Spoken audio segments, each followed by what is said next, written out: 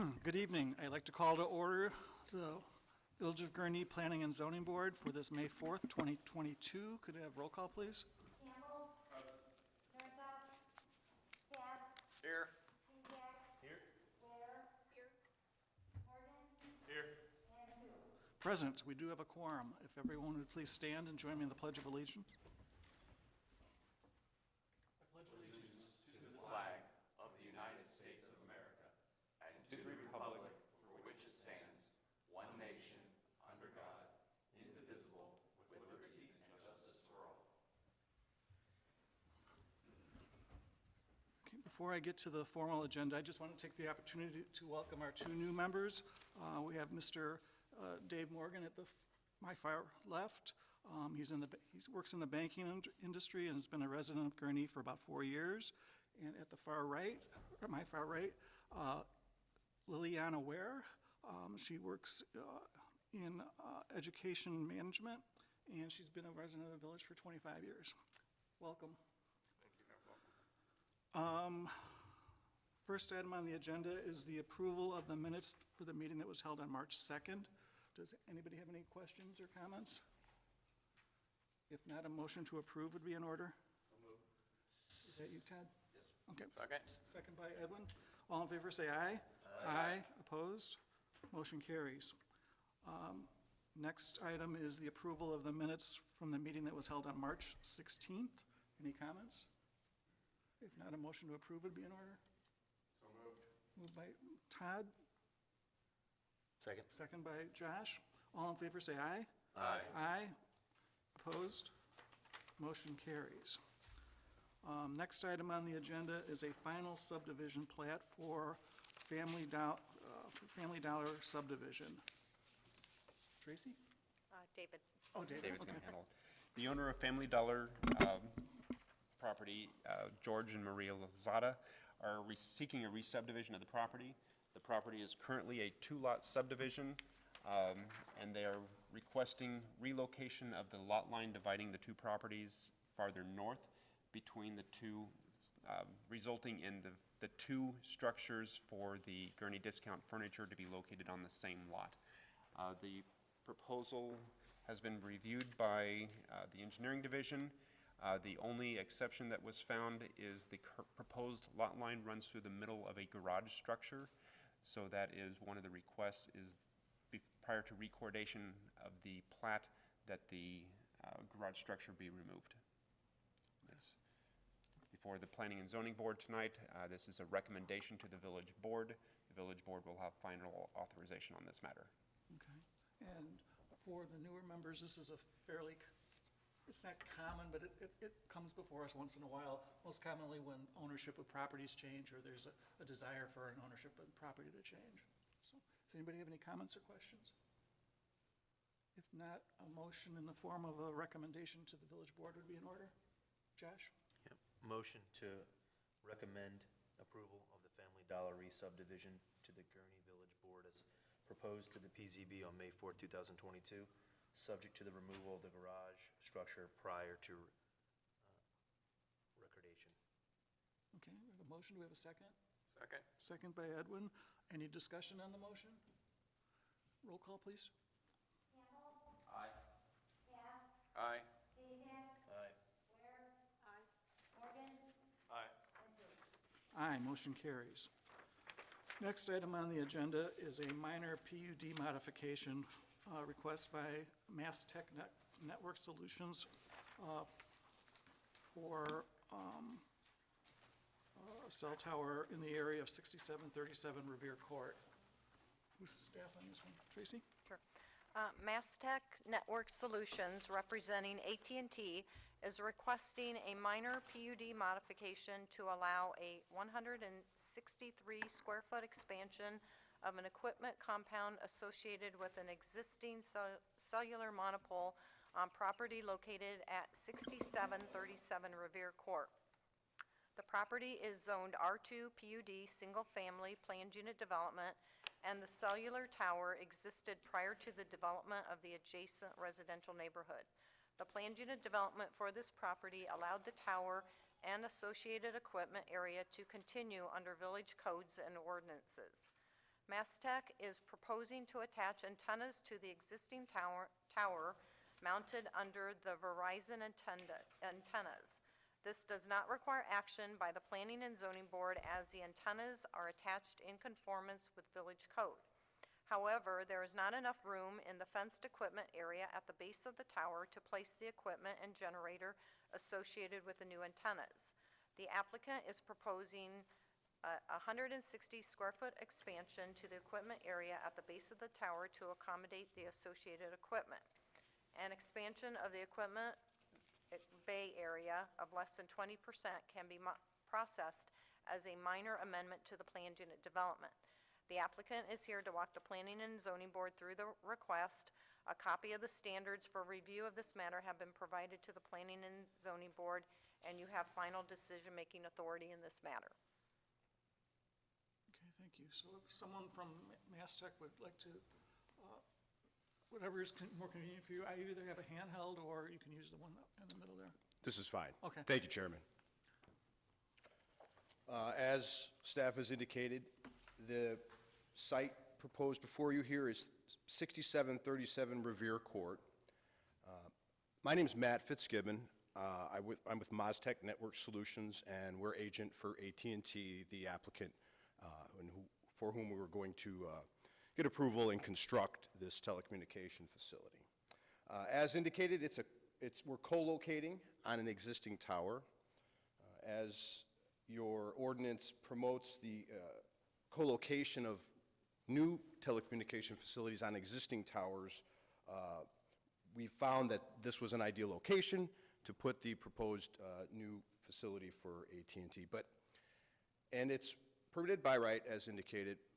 However, when we get to the ground area where our equipment is proposed and laid out, and you have those plans in front of you, we don't have enough room to put the standby generator and the other equipment without expanding the fence out. So if you can almost imagine a rubber band, and we're taking part of it and we're pulling it out, making it a little triangular, so it's kind of just bumped out a little bit in that manner, as shown in the plans. And that'll allow us to construct then the ground facilities and equipment as proposed. And that's the reason we're here for you, before you tonight, for the minor modification. You have the details in your report, and it's also been outlined for you by staff, which has the history. Again, the ordinance encourages co-location, and that's why we're proposing to go on an existing tower. The fence will match the existing fence, and it meets the requirements for the telecom facility. We'll keep the fence 2 feet off the path from where we're bumping it out as well. I'm available to answer any questions you might have, and I'll do my best to answer those. I'm a zoning and permitting specialist. I'm not an engineer, but I can pretty much handle just about any of the questions that pertain to the zoning or general construction of the proposed facility. Thank you. Thank you, Chairman. Okay, thank you. Edwin, you want to go first? You have any questions? I do have one question. It looked to me like the facility's been there, well, it has been there for quite some time. I don't know how long the slats have been in the fence. But when you add on to this fence, are you going to replace all the slats so that they match? My understanding is we are proposing to match what's there, but only put it on the area of our new extended fence. Is that your understanding as well, Tracy? Yes. Yes. My fear is it's just going to look pieced together. I mean, none of these facilities to me look great, but I mean, it is what it is. So to me, it would be better if, I don't know how weathered they are, so I don't know what the difference is going to be between the new slats and the old ones, but making it look pieced together, piecemeal, doesn't sound to me like a great idea. So I would prefer to see all the slats replaced, not the fence, all the fence, but so the slats matched. I don't know how close they'll be to match what's already there. I'm assuming that they've weathered quite a while. I thought some of them were actually broken too. Did anybody see that? I looked at the plans for the same reason you did, sir, and looked at the fence as it exists and what we're proposing. There's slats in there, right? Because the Correct. plans say a mesh fabric, and I don't think it'll be slats. I don't know that at and T or MasTech would object to replacing all the slats to have them match. Certainly, if it got to the fence, the entire fence being replaced, we'd have to bring that, back. But certainly, it's a legitimate request. That's Reasonable. not what I was recommending, not the whole fence, but Yeah, it looked to me like the slats had weathered quite a bit, so, they do look that way. all right. That's the only question. Josh? I mean, in principle, I have no issue with it because we're co-locating, and this is a pre-existing tower that's been there, I think, before the homes were there. So in principle, I don't see any issues, but I do like, I do echo the concern with, the expansion and the look and feel for the residents in that surrounding area, that the matching slats and to give it a refresh would be optimal. Duly noted. I'm in agreement with the other two commissioners. I have no objections to the proposal. Yes, I think that the slats probably should be upgraded and replaced as well. Liliana? I just have a quick question about the path that's next to it. Anything going to be done about the path? Staff?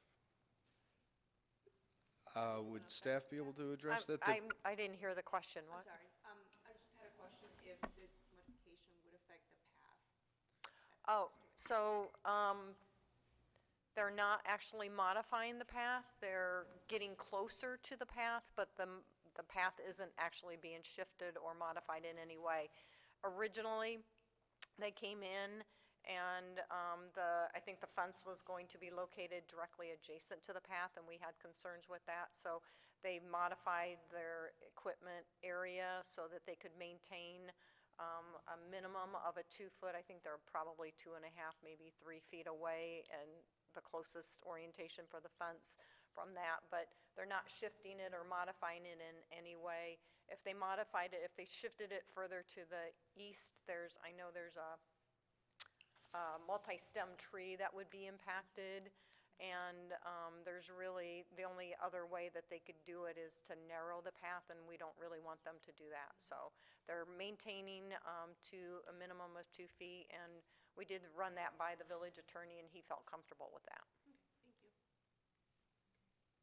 Dane? No, I concur. I did take a look at the site, and upgrading the slats, not necessarily the fence, was fine. I think that would look very nice, particularly for that neighborhood. I have one question about the backup generator. I'm a little familiar with residential ones, but I'm not very familiar with commercial ones. Does it need to cycle periodically to recharge batteries? Yes, what they will do, similar to the monthly alarms for sirens, they will either monthly or quarterly. I think it's quarterly, but it could be as often, which isn't often, as monthly. They will cycle it and run it for, I believe, about 30 minutes, and then it goes off. During those cyclings, the decibels that come from it are somewhere in the 50, 55 range, which is what you would hear from maybe a neighbor's air conditioning unit. If it were have to run for an actual event where power was out, and those events, typically there's a lot of other issues in the area as well, because power's out in the whole area. It'll run at its higher level, and that's just a little louder than a residential air conditioner.